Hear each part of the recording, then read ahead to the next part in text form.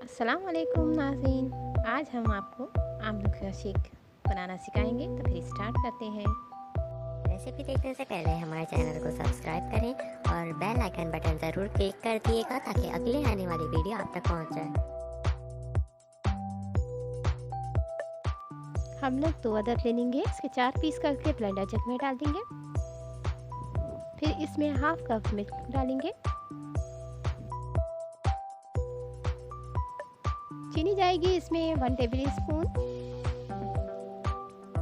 Milk powder जाएगा 1 table spoon.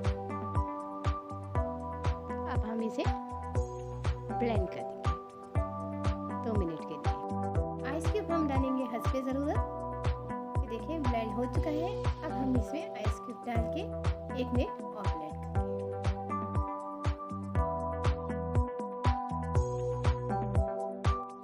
ये देखिए बिल्कुल तैयार हो गया। अगर आपको ये थिक लगे तो आप इसमें आइस क्यूब डाल दिएगा, बिल्कुल ठीक हो जाएगा।